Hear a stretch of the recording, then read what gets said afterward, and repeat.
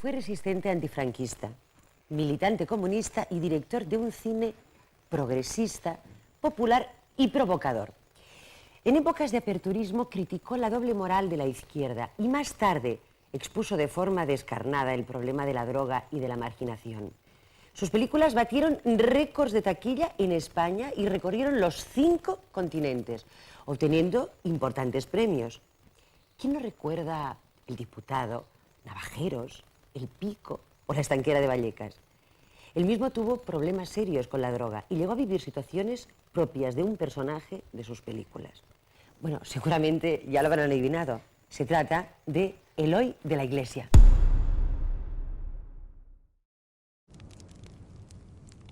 Españoles, Franco ha muerto.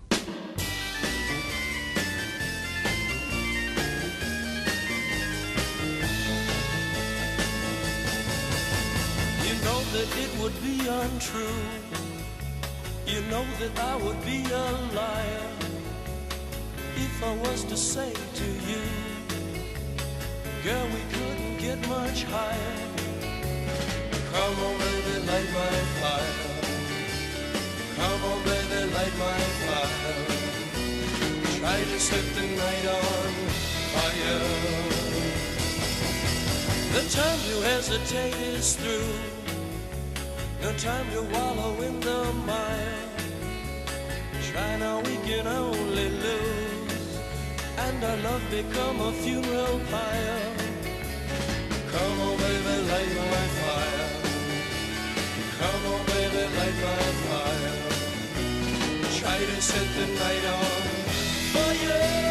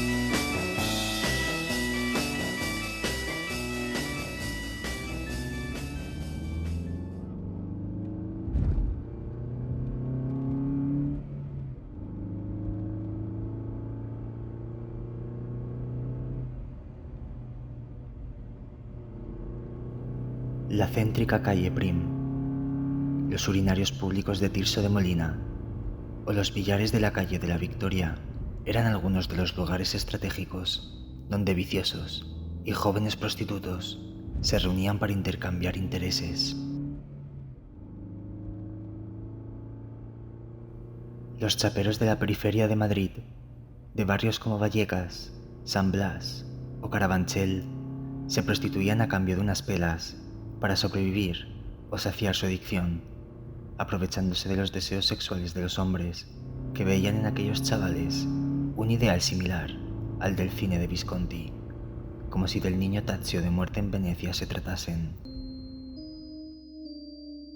Y fue aquí, en el viejo billar de la calle de la Victoria, donde el cineasta Eloy de la Iglesia, de 34 años, comunista y abiertamente homosexual, quedó fascinado por aquel joven de rizos rubios, piel pálida y ojos apenados. El entonces adolescente José Luis Manzano vendía su cuerpo para así poder comprar algún que otro capricho, ya fuese tabaco o golosinas, pues durante aquellos tempranos años su consumo de drogas duras todavía permanecía dormido.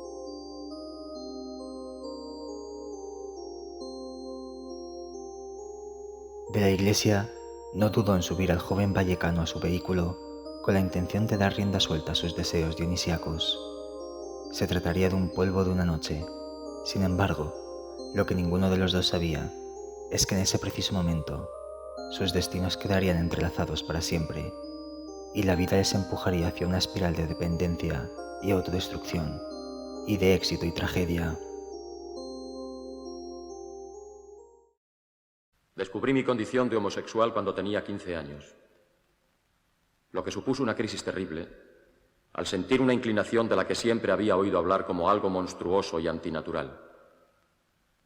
Al principio solo tuve unos contactos fugaces y sórdidos en los vagones del metro, en las sesiones matinales del cine Carretas, o en aquellos urinarios sucios y malolientes de la plaza de Tirso de Molina.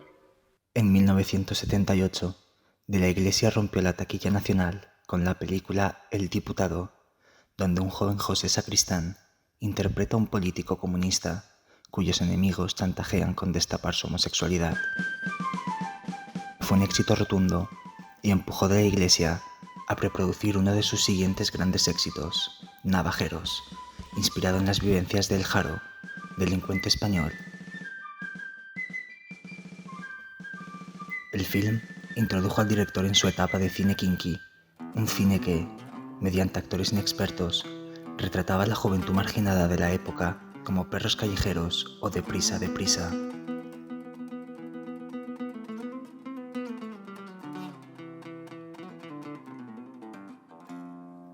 De la Iglesia trabajó codo con su guionista y colega, Gonzalo Goicoechea, para escribir esta biográfica historia de violencia.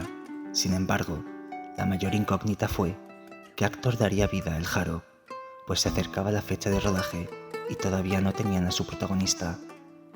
Fue entonces cuando De la Iglesia recordó a aquel joven chapero que tanto le había deslumbrado aquella noche, José Luis Manzano, y comenzó una intensa búsqueda para dar con él.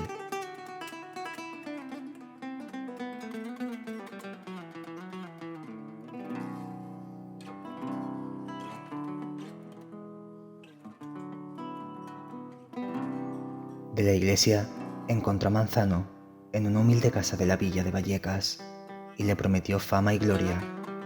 El joven Manzano, por entonces desempleado y con una relación familiar inestable, aceptó la propuesta y se mudó a la casa de Eloy para comenzar su formación como actor y trabajar en la construcción del personaje. Cabe destacar que Manzano era prácticamente analfabeto, por lo que aprendió a leer a la vez que memorizaba sus diálogos.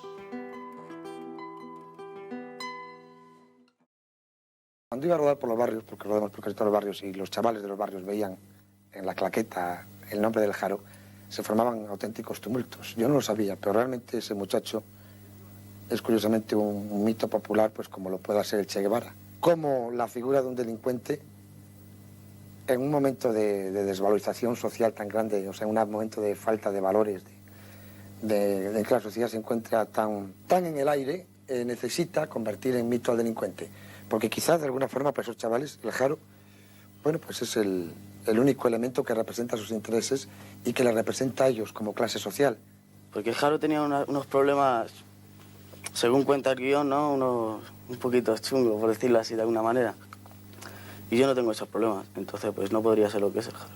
¿Pero has visto alguna gente a tu alrededor que sí los ha tenido parecidos? Sí, mucha. Mucha gente del barrio tienen esos problemas que tiene el Jaro. O sea que como el Jaro hay cientos y cientos, ¿no? La convivencia entre director y actor facilitó mucho el trabajo, pues prácticamente pasaban las 24 horas del día juntos. Sin embargo, esta inusual convivencia dio pie a un estado de dependencia que se prolongaría en el tiempo. Manzano veía a Eloy como su salvador, un hombre exitoso que le proporcionaba dinero y estabilidad. Por otro lado, Eloy veía a Manzano no solo como el actor representativo de su cine, sino también como una musa, tanto a nivel profesional como personal, y ambas figuras se comenzaron a retroalimentar la una de la otra, pues se necesitaban para sobrevivir. Ambos iniciaron una relación que fue más allá de lo profesional, y entre el gremio, a Manzano se le empezó a conocer como el novio de Eloy. Se desconoce si este amor y deseo fueron recíprocos o si simplemente se trató de un precio que Manzano estuvo dispuesto a pagar para llevar un estilo de vida con el que hasta entonces solo había podido soñar. Celos y sexo, éxito y consagración. Las 5 películas kinkis de Eloy de la Iglesia y José Luis Manzano catapultaron a estos amantes incomprendidos al estrellato inmediato.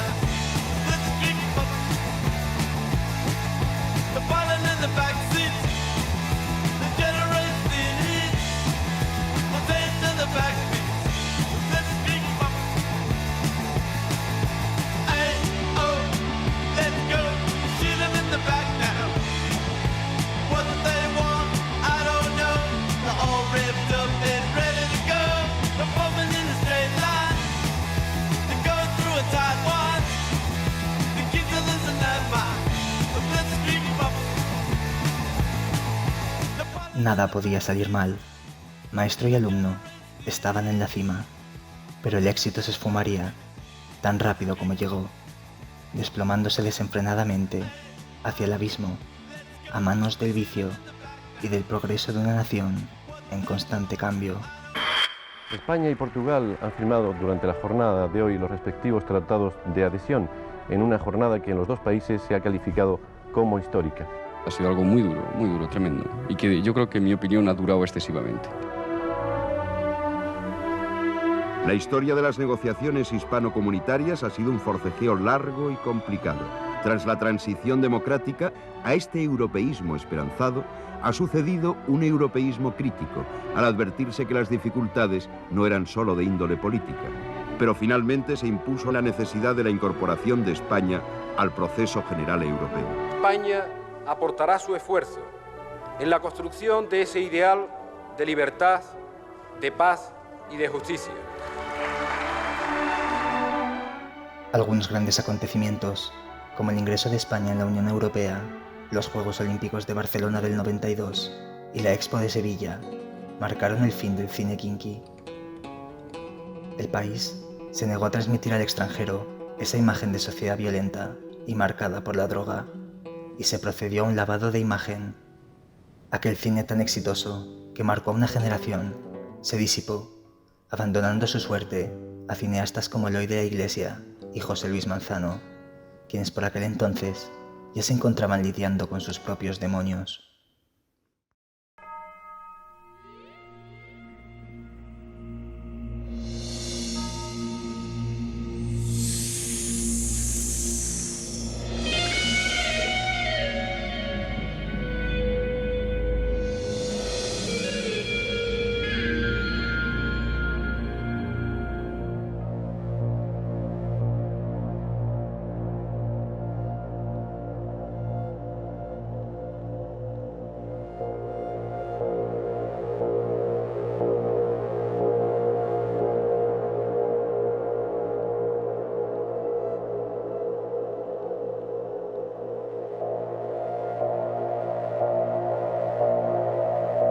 No todo fue un camino de rosas.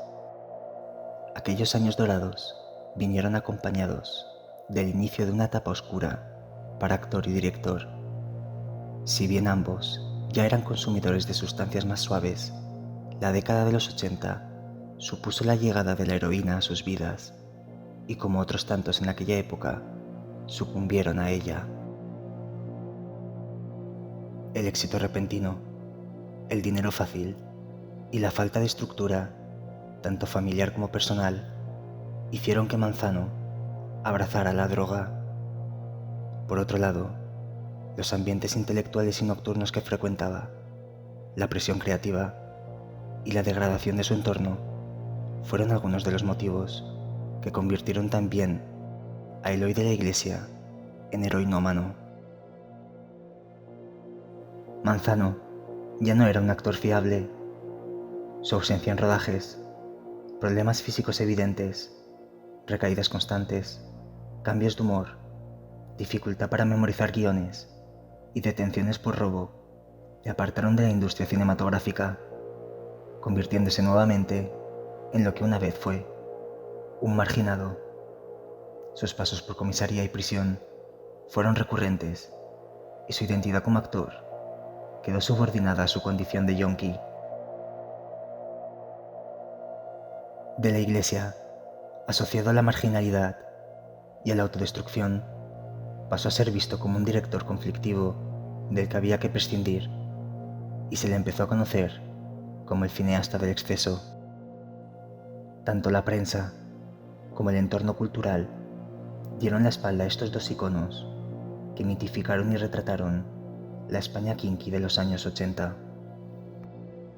Manzano se había convertido en un ser vacío y carcomido por la droga, sin posibilidad de reconstruirse, lo que sumió a Eloy en la pena y la culpa al ver cómo el chico al que amaba y al que había guiado hasta la fama era destruido por ella.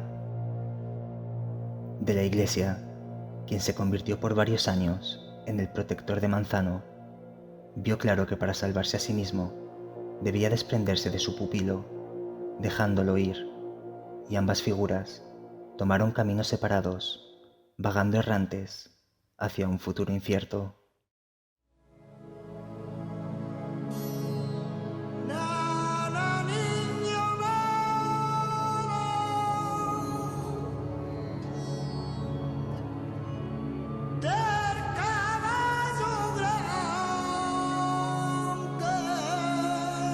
El 20 de febrero de 1992, y tras una llamada telefónica, la policía se presentó en el domicilio madrileño Rafael de Riego número 5. Allí se toparon con un cuerpo, inerte, debido a una sobredosis.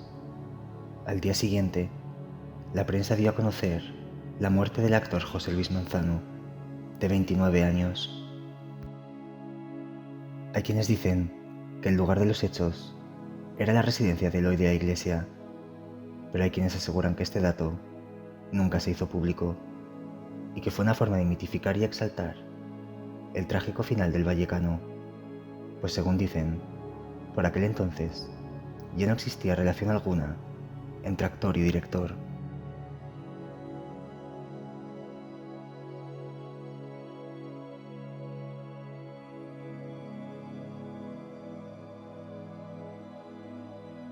Sin homenajes, sin reconocimiento público, discreto y poco concurrido. No se trató del funeral de un actor, sino del de un joven ya completamente expulsado del relato cultural, reforzando así la idea de que el trágico final de Manzano no culminó solo con su muerte, sino también con su olvido, el olvido del que fue uno de los rostros más representativos de la España marginal de los años 80. Bueno. Buenas noches, señor Eloy de la Iglesia. Hola, buenas noches. Buenas noches. A ver, empecemos por ese agujero negro, que dice, es un libro biográfico escrito a partir de conversaciones entre el señor Emilio Trinchet, que por cierto le ha acompañado hasta aquí, lo tenemos por allí viendo la entrevista, supongo, y usted. Narra su experiencia vital, profesional, de los últimos 20 años. ¿Qué le ha motivado a explicar su historia? Pues no lo sé, yo creo que fundamentalmente el interés, el entusiasmo de Emilio Trinchet en tener estas conversaciones no son memorias, son conversaciones. Quizá lo más válido como experiencia es no las experiencias que cuento, sino la experiencia del propio libro, es decir, ver lo difícil que es el recordar. Tenemos una deformación del recuerdo, quizá pues, por el modelo cinematográfico, ¿no? Estamos acostumbrados a esos flashbacks cinematográficos donde la cámara se acerca a un primer plano, a los ojos, una disolvencia, entonces un señor se ve a sí mismo cruzando una calle, encontrándose. Bueno, nosotros mismos no nos vemos tampoco en el presente, pero en cualquier caso el recuerdo no es un flashback. El recuerdo... Y depende qué recuerdos, además, ¿no? Yo creo que todos los recuerdos son parte del lenguaje. Eso de toda la verdad, solo la verdad y nada más que la verdad, es una cosa, es mucho pedir, ¿verdad?, para sus señorías cuando lo piden.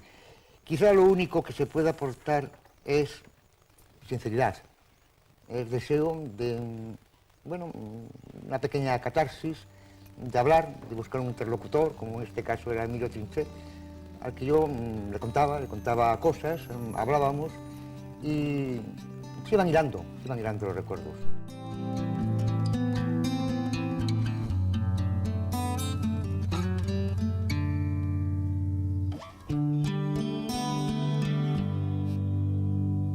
Donde nos llevó la imaginación, donde con los ojos cerrados se divisan infinitos campos,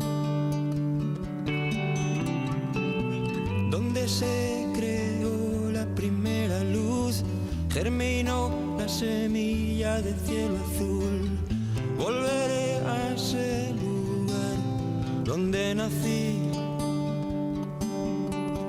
de sol, espiga y deseo, son sus manos en mi pelo, de nieve, huracán y abismos, el sitio de mi recreo.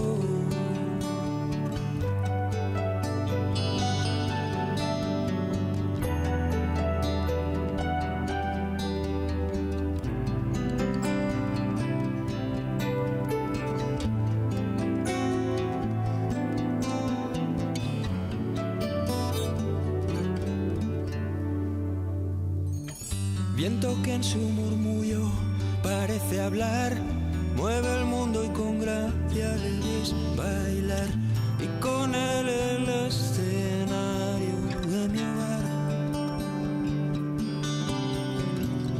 Mar bandeja de plata, mar infernal, es un temperamento natural. Poco o nada cuesta ser uno más. De sol, espiga y deseo son sus manos en mi pelo. De nieve, huracán y abismos, el sitio de mi recreo. Silencio, brisa y cordura dan aliento a mi locura. Hay nieve, hay fuego, hay deseos, allí donde me